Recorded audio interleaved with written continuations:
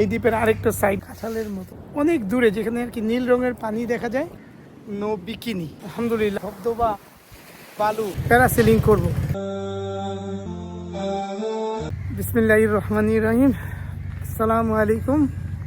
তো আজকে হলো মালদ্বীপে আমাদের তৃতীয় দিন, আর আমরা এখন আছি হলো মাফুসি আইল্যান্ডে।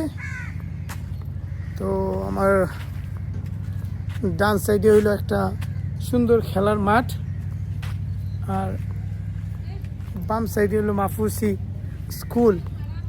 তো আমরা একটু আগে ফজরের নামাজ শেষ করলাম, তারপরে এখন হাঁটতে বের হয়েছি। লম্বায় মাফুসি আইল্যান্ডটা হলো প্রায় মেবি 1.5 কিলোমিটারের মতো, আর এই প্রশস্তে মানে ওই সাইডটা থেকে এই সাইডটা পর্যন্ত এটা হবে হলো প্রায় মেবি অ্যারাউন্ড অর্ধেক 1/2 কিলোমিটারের মতো। তো যেমন আমি এই সাইডে দাঁড়াইলে পরে আমি এই সাইডে দ্বীপের একটা কিনারা দেখতে পাইতেছি, আর এদিক থেকে আমার ডান সাইডে এই রাস্তা দিয়ে সোজা গেলে পরে ওইখানে এই দ্বীপের আরেকটা সাইড দেখা যাচ্ছে। তো দ্বীপটা আর কি মোটামুটি এতটুকুই প্রশস্তে, তো 1/2 কিলোমিটার। এখন হলো সকাল 6টা বাজে, তো এই কারণে এখানে মানুষ বলতে গেলে রাস্তায় একেবারেই নাই। আর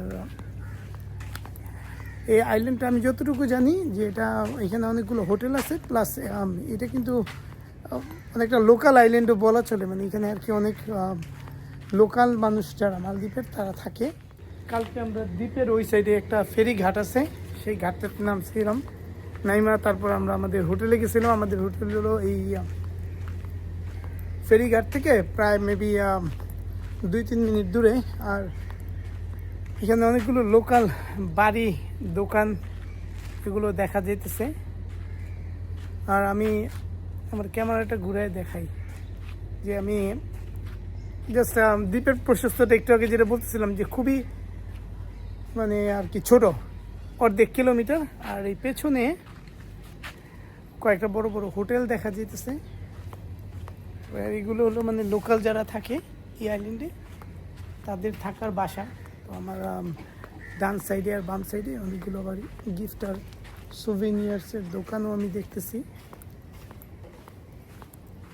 তো এখানে একটা কাছে এই ফলটা দেখতে কাঁঠালের মতো, আমি জানি না এই ফলটার নাম কি। আমি শুনছিলাম যেটা মালদ্বীপেরই কোনো একটা ফল, তো আমি এক্স্যাক্টলি নামটা মনে করতে পারছি না।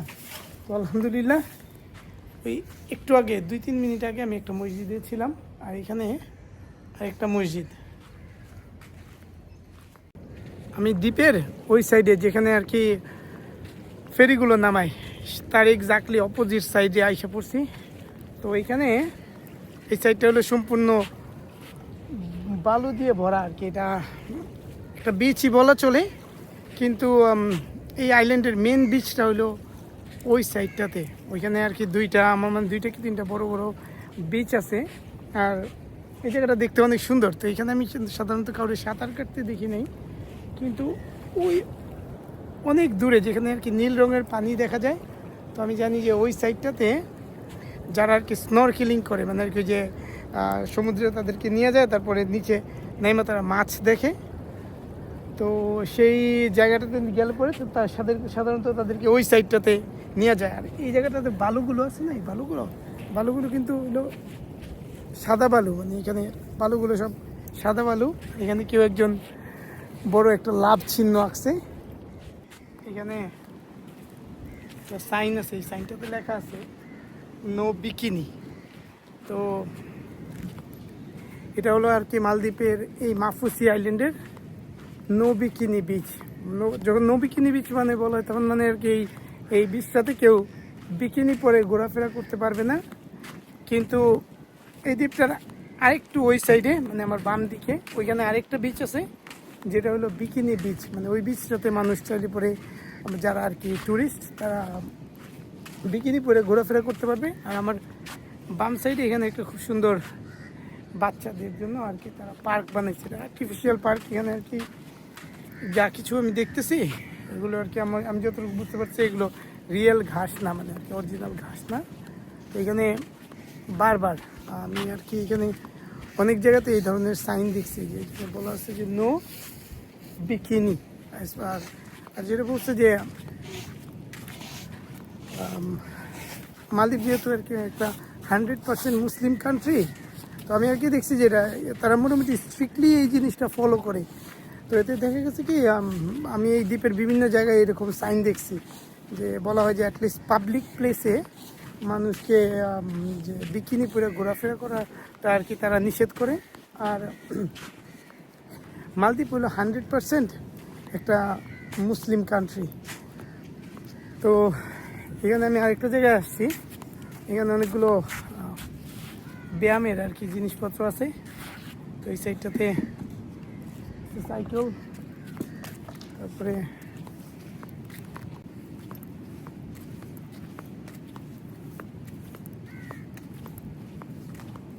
মাশাআল্লাহ খুব সুন্দর একটা জিনিস। এদেশের সিটিজেনশিপ সাধারণত জন্মসূত্রে ছাড়া আর কোনোভাবে পাওয়ার অপশন নাই। এই কারণে হচ্ছে যে মালদ্বীপের অনেক আগে থেকেই মালদ্বীপের যত মানুষ ছিল তারা সবাই ছিল মুসলমান। তো এই কারণে তাদের ছেলে মেয়ে যারা হয়েছে এই দেশে তারা এই দেশের নাগরিক হয়েছে, আর এই কারণে তারাও মুসলমান। তো মালদ্বীপে এইভাবে 100% মুসলিম কান্ট্রি হয়ে গেছে। আর আরেকটা জিনিস হচ্ছে যে এই আমি এটা দেখাই এই সাইডে, মাশাআল্লাহ এই সাইডে খুব সুন্দর সমুদ্র দেখা দিচ্ছে। সমুদ্রের পানির কালারটা মানে অ্যামেজিং, আলহামদুলিল্লাহ, মানে আল্লাহর সৃষ্টি আমি বলে বুঝাইতে পারব না। মাশাআল্লাহ আমি কালকে ওই আইল্যান্ডের ওই সাইডটাতেই আমি গেছিলাম স্নরকেলিং করতে। আমি যদিও আর কি ভালো সাঁতার পারি না, তারপর আর কি আমি গেছি ভালো, কিন্তু মানে আমি আর বলতে গেলে একেবারেই সাঁতার পারি না।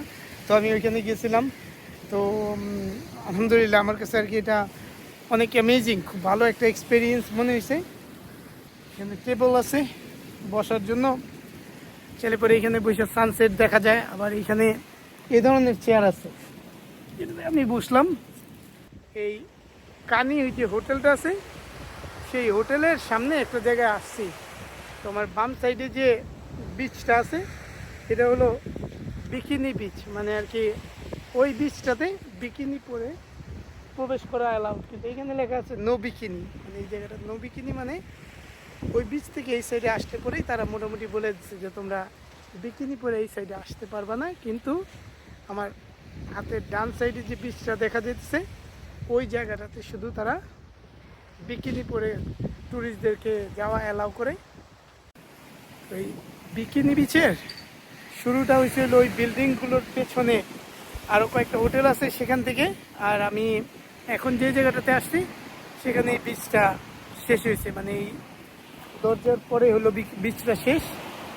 তো এখন যেহেতু এখানে তেমন মানুষ নাই, ওই কারণে আমি আর কি এখানে জাস্ট ভিডিও করতেছি। আর এখানে মাশাআল্লাহ সমুদ্রটা খুবই সুন্দর। আমি আল্লাহর সৃষ্টি যতবারই চিন্তা করি ততই আমি অবাক হই যে এই বালুগুলো একেবারে সাদা ধবধবা বালু, সমস্ত বীজটাই হলো সাদা বালুর বীজ। আর এখানে সমুদ্রের পানির কালারটাও অন্যরকম, কি নীল। আমার ডান সাইডে আর বাম সাইডে অনেকগুলো দোকান অফিস আছে। তো এই দোকান আর অফিসগুলো বিভিন্ন ধরনের যে ট্যুরগুলো থাকে না, যে হাফ ডে ট্যুর, ফুল ডে ট্যুর, তারা বিভিন্ন জায়গায় এই ট্যুরিস্টদেরকে নিয়ে যায়। আজকের দিনের প্ল্যান হইলো আমরা প্যারাসেলিং করব। প্যারাসেলিং মানে হইলো যেটা প্যারাসুটে করে আকাশে নিয়ে যায়, তারপর মোটামুটি 10-15 মিনিটের মতো আকাশে ঘুরায়। তো এইটা আর কি আমি এতটুকু জানি। তো আমি অনলাইনে দেখছি। আর এখানে আমি একটু আগে আসছিলাম আইসা, এই যে আমাদের পেছনে যে দোকানটা আছে প্যারা সেল, এই দোকানটা, এই দোকানে আমি একটু আগে আসছিলাম আইসা, এখানে কয়েকজন বাংলাদেশি ভাই বসেছিল। তো ওই ভাইদের সাথে কথা বলছি, বলার পরে তারা আমাদেরকে বলছে যে দুইজনে 60 কেনির US ডলার লাগবে। তো আমরা অলরেডি পে করে গেছি, পে করে যাওয়ার পরে এখন আমরা ওয়েট করতেছি। তারা আমাদেরকে বলছে 9:50 আসতে, আর 10টা বাজে আমাদের প্যারাসেলিং শুরু হবে। আমরা এখন আমাদের প্যারাসেলিংয়ের বোটের মধ্যে উঠছি। তো এখানে এরা সবাইকে এই হার্নেসগুলো পরাইতেছে।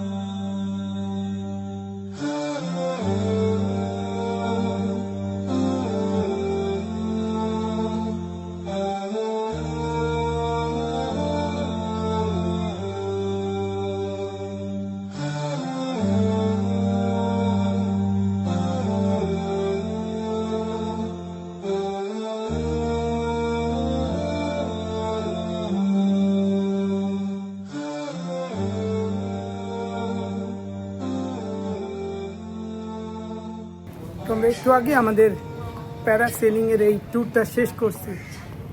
তো আমার পার্সোনাল অপিনিয়ন হলো প্যারাসেলিংয়ের এক্সপিরিয়েন্সটা ছিল অসম। মানে এটা খুবই ভালো, মানে অসাধারণ একটা অভিজ্ঞতা। এখন আমি যে জায়গাটাতে আসছি, আমার পাশে হলো একটা মসজিদ। তো আমি এখন এই মসজিদটাতে নামাজ পড়বো ইনশাল্লাহ। এখন বাজে হলো রাত্র 10টা। আর মাফুসি আইল্যান্ডে আজকে হলো আমাদের শেষ রাত।